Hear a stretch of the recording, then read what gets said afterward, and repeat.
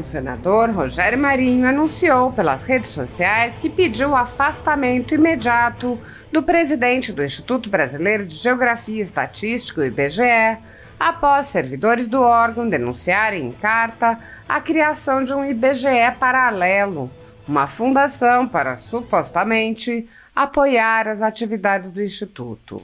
Rogério Marinho disse: sob o PT, o IBGE virou mais um puxadinho ideológico do governo, que sacrifica a credibilidade e referência técnica da instituição em favor de seu projeto de poder.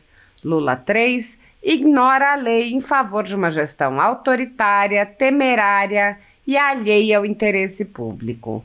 Por isso, solicitamos ao TCU o afastamento cautelar de Márcio Pockmann e a suspensão de atos que ferem a transparência e a lei. O senador destacou trechos da peça. Considerando todos os elementos apontados pela reportagem, é imperioso que este Tribunal de Contas da União apure eventuais irregularidades na criação da Fundação IBGE+, e na gestão temerária e autoritária do presidente do IBGE, com necessidade de suspensão cautelar diante dos fatos acima apontados, dos atos administrativos que embasaram a criação da Fundação IBGE+, sem autorização legislativa, o que pode comprometer inclusive o trabalho técnico e as pesquisas realizadas pelo IBGE. Importante também que esse TCU avalie o afastamento cautelar do presidente do IBGE, Márcio Pockmann, tendo em vista a demonstração de incapacidade de resolver grave impasse com os servidores e dirigentes da instituição, o que poderá comprometer e contaminar as pesquisas feitas pelo IBGE. Isso porque os dados do IPCA, o principal indicador de inflação no Brasil, podem ser questionados e desacreditados, uma vez que a inflação tem se tornado um problema sério do governo Lula e podem ser alvo de amplo questionamento. O interesse público da medida cautelar decorre de modo cristalino da necessidade de resguardar o IBGE e seus trabalhos de coleta de dados e de pesquisas e de se evitar possíveis prejuízos à credibilidade do IPCA, uma vez que a atuação do presidente, além de não estancar os questionamentos e ilegalidades realizadas, podem prejudicar a credibilidade de dados e pesquisas produzidos pelo IBGE. O senador Rogério Marinho também utilizou as redes sociais para denunciar a tirania instalada no Brasil. Ele disse: Lula e o PT atacam a liberdade, manipulam a verdade e perseguem quem ousa desafiá-los. Transformaram o Brasil em um laboratório de tiranias, onde a censura é arma e a hipocrisia método. Para o PT, democracia é relativa e só serve ao seu projeto de poder. Padrão PT, fora Lula. O senador compartilhou um vídeo de sua participação em um evento e disse: vivemos tempos de injustiça e arbitrariedades, mas não vamos nos curvar. Lealdade, coragem e gratidão são nossos pilares. Ao lado do presidente Jair Bolsonaro, seguimos firmes para resgatar o Brasil e devolver ao povo a esperança que o PT destruiu. A concentração de poderes nas mãos de poucos senadores vem há anos levantando questões sobre a representatividade do Senado e até sobre a utilidade dos senadores, já que o colegiado pode ser ignorado pela vontade de um único senador, como ocorre com os pedidos de impeachment de ministros do Supremo Tribunal Federal. Embora a apreciação dos pedidos seja responsabilidade do Senado Federal, os presidentes vêm impedindo qualquer apreciação pelo colegiado, empilhando os pedidos em suas gavetas.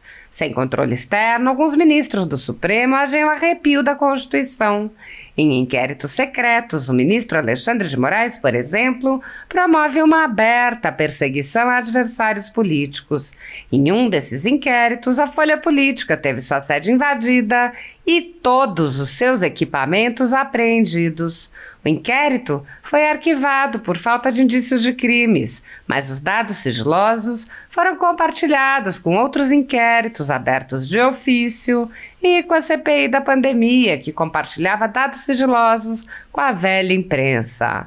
Sem justificativa jurídica, o ministro Luiz Felipe Salomão, ex-corregedor do Tribunal Superior Eleitoral, confiscou toda a renda da Folha Política e de outros sites e canais conservadores para impedir suas atividades. A decisão teve o aplauso e o respaldo dos ministros Luiz Roberto Barroso, Alexandre de Moraes e Edson Fachin. Toda a renda de mais de 20 meses do nosso trabalho é retida sem justificativa jurídica. O inquérito já está no 5º relator e a renda segue confiscada, enquanto o inquérito é passado de relator em relator, sem que qualquer direito de defesa seja concedido aos investigados. Se você apoia o trabalho da Folha Política e pode ajudar, doe qualquer valor através do Pix utilizando o QR Code que está visível na tela ou o código ajude@folhapolitica.org. Caso não utilize Pix, há a opção de transferência bancária para a conta da empresa Raposo Fernandes, disponível na descrição deste vídeo e no comentário fixado no topo. Há mais de 10 anos, a Folha Política vem mostrando os fatos da política brasileira e dando voz a pessoas que o cartel midiático quer calar. Pix ajude@folhapolitica.org. Senhor presidente, ilustres pares, eu tenho pensado muito a respeito do que está acontecendo no Brasil nos últimos anos. Quando dissemos, quando falamos, quando afirmamos que no Brasil existe Estado de Direito, significa, de uma forma muito clara, que existe uma Constituição e uma lei que necessariamente precisa acobertar o conjunto dos brasileiros, independente da sua cor, da sua filiação partidária, da sua religião, dos seus sentimentos. A lei deve ser boa para mim e para o meu adversário, para o meu inimigo. Essa é a lei. E esse é o império da lei. E isso significa, com todas as letras, Estado de Direito. Daqui a pouco, não demora muito, dia 15 de março de 2025, nós estaremos fazendo um aniversário importante do Brasil. Neste dia, nós estaremos comemorando 6 anos. Eu vou repetir, senhores, 6 anos do inquérito da fake news. Do inquérito do fim do mundo, do inquérito que empoderou o ministro do Supremo Tribunal Federal para ser o xerife do Brasil, para relativizar direitos, para ultrapassar a Constituição, para sentir-se à vontade para instalar centenas de outros inquéritos sem permitir que os advogados daqueles que estão sendo denunciados tenham acesso ao inteiro teor para fazer as suas defesas. 6 anos. O Brasil vive um regime de exceção. E nós, que lemos os grandes jornais, que pretendem fazer a opinião pública do nosso país, assistimos um desfile incessante de editoriais, onde as críticas são feitas a respeito da longevidade desse estado permanente de excepcionalidade, como se eles não tivessem culpa, porque na hora em que o inimigo, entre aspas, estava sendo atingido com seus direitos relativizados, tudo era possível. O que estava em jogo era, entre aspas, a democracia. As eleições aconteceram, a transição foi feita, vivemos em um outro momento, mas o estado de exceção permanece. Os poderes excepcionais continuam. E no dia 8 de janeiro, um ato bárbaro, deplorável, de depredação de prédios públicos, passou a ser denominado por 2 anos por essa mesma mídia como um golpe de Estado. Sim, senhores, um golpe de Estado. Cidadãos foram presos de forma industrial. A sua culpa não foi individualizada como reza a lei. Se desprezou o instrumento do juiz natural.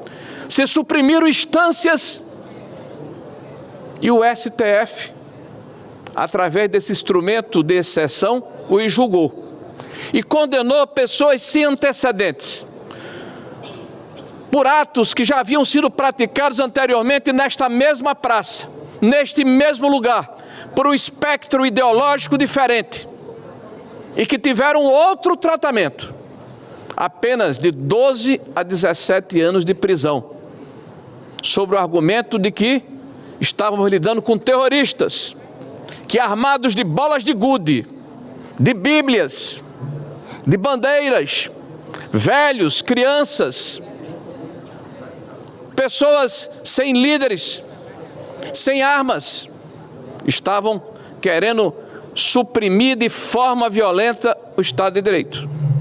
Estavam querendo acabar com a democracia brasileira. Mas pasmem, essa narrativa que durou 2 anos, de repente é posta por terra, eminente presidente. Porque na semana passada, nós assistimos à apresentação de um relatório da Polícia Federal que começa dizendo que havia uma elaborada inteligência militar para praticar um atentado, e essa elaborada inteligência militar contemplava uma ação em que um dos componentes da ação, sem veículos, de repente se viu obrigado a buscar um táxi e não conseguindo, teve que ir a pé de uma das superquadras de Brasília até o Pátio Brasil. E a partir desta narrativa nova, desse novo inquérito, o golpe não era mais 8 de janeiro. Por favor, preste atenção, o golpe agora é 15 de dezembro ou 12 de dezembro. Ora, e as pessoas que foram condenadas? E aqueles que foram condenados a 14, a 12, a 17 anos por pintar de batom uma estátua, por terem a infelicidade de estarem na praça pública naquele momento, ou por terem adentrado os prédios públicos e efetivamente depredado, e devem ser responsabilizados, sim, mas de acordo com a lei e não com a narrativa, de acordo com o rito legal e não com o estado de exceção, de acordo com a lei que deve nos acobertar a todos, e não com uma tentativa clara de suprimir a vontade e a expressão de pelo menos metade da população brasileira que ousa pensar diferente. Meus senhores, é importante que venham a público explicar essa nova abordagem. Nós precisamos dizer aos órfãos de pais vivos que os seus parentes próximos, alguns exilados, impedidos de praticar a sua atividade laboral, impedidos de ter acesso às suas contas bancárias, mortos civilmente porque não podem se expressar. Precisamos dizer a essas pessoas que houve um equívoco, que houve um erro, e que 8 de janeiro não era o golpe, era 15 de dezembro ou 12 de dezembro, 20 e tantos dias antes, eminentes senadores. Após a apresentação do relatório, 2 dias depois, nós assistimos um outro espetáculo. E parece que está banalizado no Brasil as arbitrariedades. O delator, sim, o delator, o coronel Cid, publicamente, fala que estava sendo coagido dá uma entrevista ou vaza áudios, colocando a sua resignação, é publicado por uma revista de grande circulação, imediatamente é chamado para que possa reiterar as suas posições sobre pena de que os benefícios da sua delação não o acobertassem, nem tampouco a sua família. Sim, a sua família, a sua esposa, o seu pai. E olhem que coisa inusitada, que fato pitoresco que só acontece no nosso Brasil. Esse cidadão é chamado a depor no mesmo dia em que é anunciado um novo processo. Mas quando ele é chamado a depor na Polícia Federal, senhores, a polícia diz a ele, e publiciza, porque sai nos jornais o vazamento seletivo, que caso ele não corrobore o que a polícia acredita que é correto, esses benefícios vão ser retirados novamente, pela segunda vez. E o seu depoimento em 200 anos de república é tomado inusitadamente, não por um juiz auxiliar, nobres senadores, mas pelo próprio ministro Alexandre de Moraes do Supremo Tribunal Federal, que faz a inquirição da testemunha, do delator. Sendo que 2 dias antes toda a imprensa anuncia que se ele não falar o que era necessário ser falado, ele poderia perder os benefícios da sua delação. Que Brasil é esse? Aonde nós estamos? Não dá para banalizar esse tipo de situação. E nós assistimos aqui um desfile incessante daqueles que defendem o arbítrio, daqueles que defendem a repressão, daqueles que querem calar e emudecer os que pensam diferente, não se lembrando que este país tem uma tradição de apaziguamento, que ao defendermos uma anistia, não fazemos porque queremos anistiar crimes, até porque defendemos que aqueles que depredaram sejam punidos.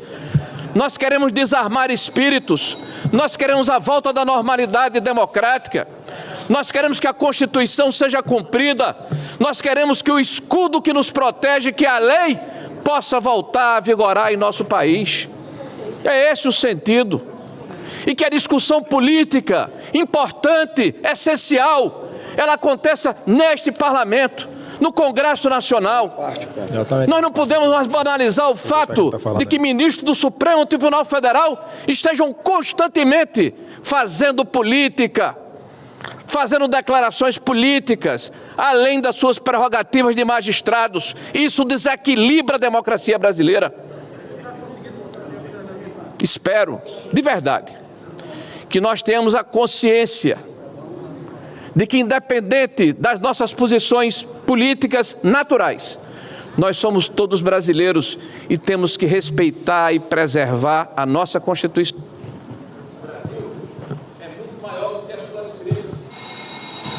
Uma paz, senador. Concluindo, senhor presidente, e eu não tenho dúvida, senhor presidente, que esse tempo de tormenta vai passar, que esse tempo de desassossego vai passar, e que nós teremos a possibilidade de voltarmos a termos em nosso país uma democracia plena, onde cada poder exerce o seu papel, sem ultrapassar as prerrogativas de cada um deles. Muito obrigado, senhor presidente. Obrigado, senador Rogério. Uma parte, senador. Senador Flávio, apenas registrando que o tempo utilizado pelo senador Rogério Marinho, inclusive, expirou com mais outros 3 minutos. Eu pediria apenas a sua compreensão para um registro bem rápido, até para que nós iniciemos a ordem do dia. É luta. Do fundo do coração, pulsa em mim um sentimento enorme de injustiça. O que está acontecendo hoje no Brasil é um verdadeiro assalto à liberdade de expressão, é uma verdadeira tentativa de se evitar, de se retirar da vida pública um homem sério, decente e honrado que transformou esse Brasil, que é Jair Messias Bolsonaro. Todo mundo que fez campanha comigo sabe que aonde eu fui, nos lugares que percorri, em nenhum momento eu neguei quem eu era. Em nenhum lugar eu deixei de me posicionar da forma que eu sou, porque eu não engano ninguém. Se as pessoas votarem em mim, sabem exatamente da maneira que eu me comportar, e é desta forma que eu estou me comportando, defendendo o que eu acredito, me posicionando como eu sou. Alguém que acredita em princípios, alguém que acredita em honestidade, Alguém que acredita que a vida pública transforma a vida das pessoas e se paga sacrifício por isso. Então, minha referência política chama-se Jair Messias Bolsonaro. E a forma como me comporto é sendo leal e correto com as pessoas que merecem essa gratidão.